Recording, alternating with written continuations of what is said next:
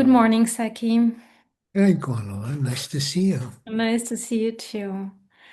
So, we're gonna see each other in a few weeks and spend time around a class where you're going to accompany a whole group of people on a specific theme, which is which you call usually dialogue and inquiry. And it's for mindfulness-based program teachers, sometimes this can feel so daunting.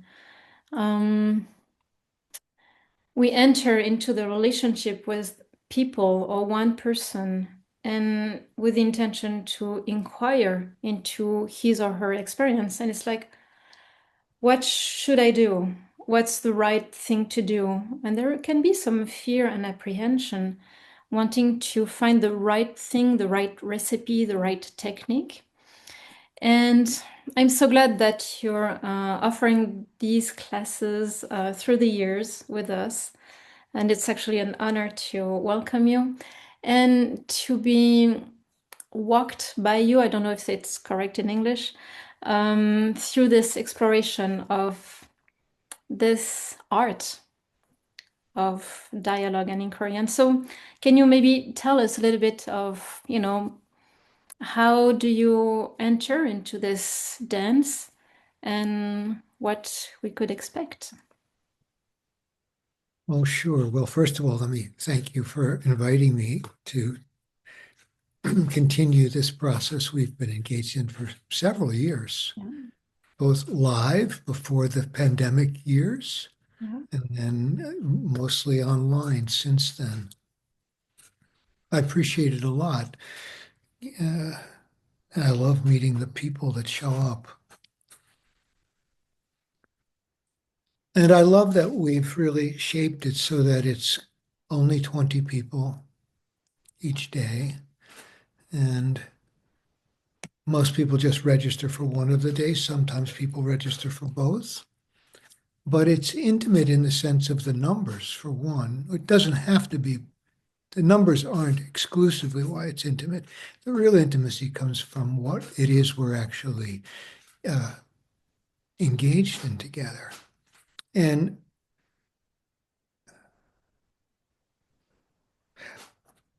my own sense is, and it just keeps deepening, not weakening, that inquiry, this something we call inquiry, is really a conversation.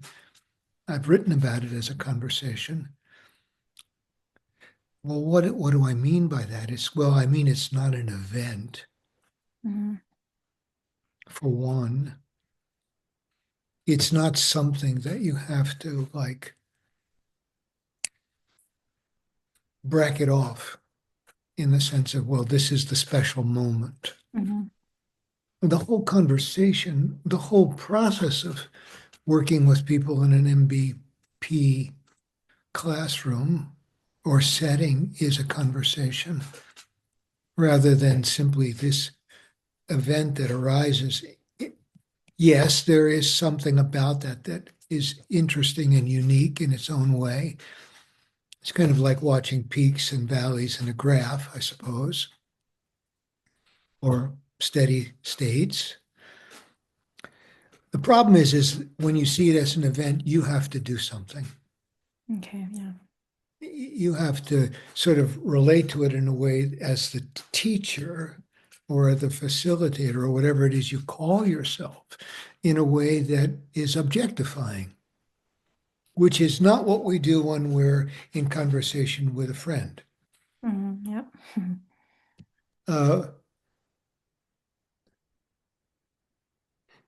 in the sense that when we're in a conversation with a friend, we don't care about getting something, we care about being with that person. Mhm.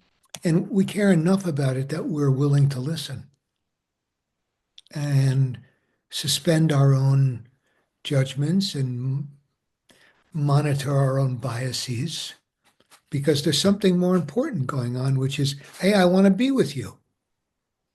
I'm interested, Mhm. curious. I want to know what you have to say, which means listening becomes like the critical factor. Mm. So you can't have a conversation if you're not listening. You can have a monologue, but you can't have a conversation.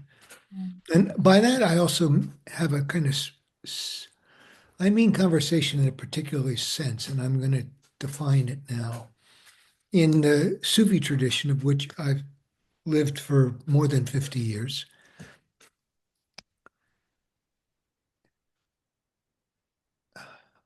there's a word called sobet. And it comes from an Arabic term, suba, which means friendliness or companionliness. And it's got to do with this conversation. Like, can we enter this together? Do I have permission as the teacher to speak with you about this? I ask you, and then you tell me, and we measure it along the way. Is this enough? Is this okay? Can we go on? Do you want to stop here?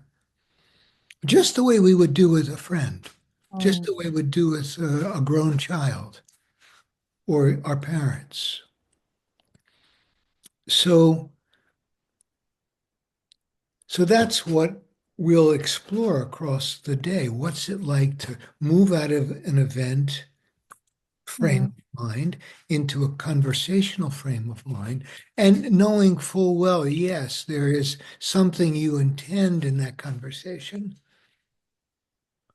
And of course, there's something that the person you're talking with intends as well.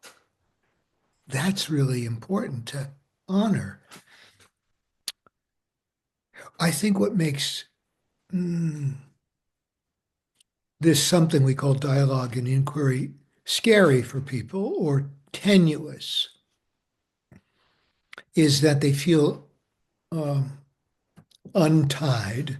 I call it untethered, but untied from the structures of MBPs. Mm. So untied, what do I mean by that? Well, in those moments when you ask someone a question or they ask you a question or they make a statement that you want to explore with them, you're not living inside the curriculum, the structures of what to do in week 1 or 5 or 7.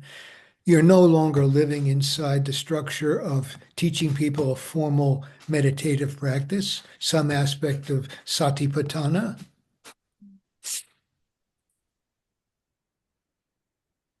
Now you can take that as either being freed or being afraid. And it happens both ways. Those Yeah. cross currents are happening all the time. Mm. And so, how do we talk with another human being? How do we meet another human being outside the structures of curriculum and formal practice? And that is exhilarating Mm. and it's unknown. You can't do it, in quotes, the same way this time as you did it last time with that Mm. other person. So that means there's risk. Yeah. Well, so being alive is a big risk, Mm. you know. Playing jazz is a big risk. I'm not a jazz musician, but I once heard Herbie Hancock say in an interview, they asked him what is jazz, it was the last moment of the interview, and he said he was quiet. The interviewer let him be quiet, and then he said, "It's a risk," and he started laughing, this wonderful laugh, and yeah, it's a risk, but what else is worth it? Mm. Because we discover something about them, but we're also discovering something about me, Mm. us. And so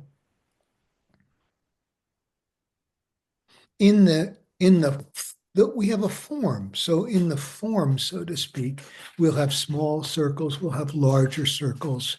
Sometimes there'll be just 5 or 6 of us in a circle and other people on the outside observing particular something. So we might uh, set up as primary, and other times just a more open observation.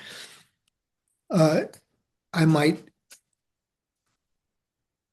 pause for a moment and say, what is that question? What is it that you want to know? Maybe you'll think about, maybe you could try it another way. See what it's like if you ask it this way, Mm. or if you receive it in a, without jumping right back in.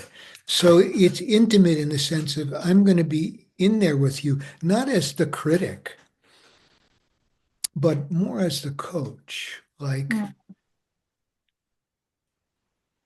what's your intention?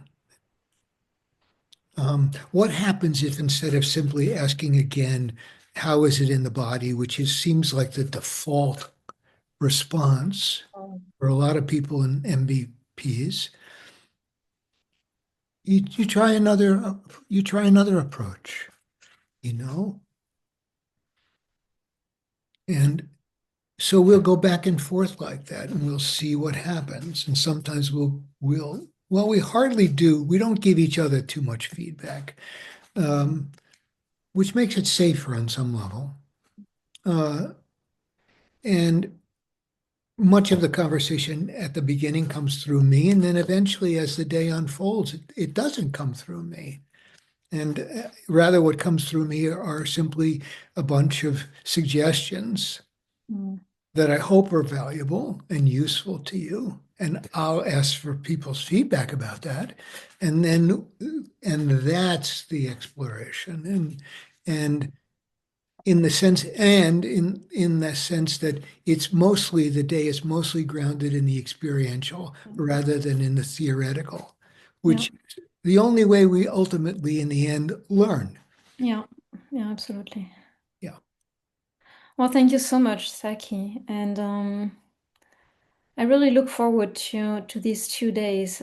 It's, you were talking about risk, and in a way, these days are taking risks. And Yeah. as you said, it is the only way we can learn. And what's beautiful is that we learn together. So there is this safe, I mean, which I feel safe environment, being accompanied by you, and being together as teachers. And often there is something that's very moving because we discover that we're not alone, and we all sometimes feel afraid, and sometimes we all feel moved by awe in this space in which we can enter to meet the other person without knowing, and yeah, with some bravery saying, I'm interested. Yeah. And isn't that also all too human? I'm recalling that the great British psychiatrist W. H. Winnicott said, ultimately, in those moments, it's one human being facing another and being with another. The power dynamic begins to settle, and and we're unmasked in some way, in a way that's not meant to be uh, frightening, but rather freeing. Mm, Uh, and and I do want to say, I guess the last thing I want to say, this is not about getting it right yeah. or being wrong. That's not the approach that I'm going to take or that we're going to take.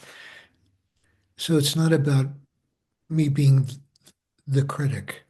Mm, It's about us forming a community for a day and seeing how we can support one another in learning mm, and growing and maybe then being able to take that into our lives and into our work. mm. And it's a laboratory in that sense. Yeah, and also often what people said these past years after such classes, I find actually this is beautiful. They felt more confident, Yeah. felt Is more it? confident. And I think there is also something that is changed in the perceptions of what it is and what it is not. And then it's like, oh yeah, I can do this. I can enter in this space. Yeah, because it's not conceptual. Yeah. Yeah. And therefore, we all are equipped to explore this. And that's what the day is. It's an invitation for you all who are seeing this little conversation with Gwénola and I to enter. Mm. Yeah. Thank you so much, Saki. And I will be there to translate in French. And I As you really, do so well. as best as I can. But I really look forward to these days. Thank you so much for your trust and continuing to accompany um, the community of teachers. Well, thank you for having me, and I look forward to our time together and soon in February. Yeah. Yeah. Thank you. Bye bye, Saki.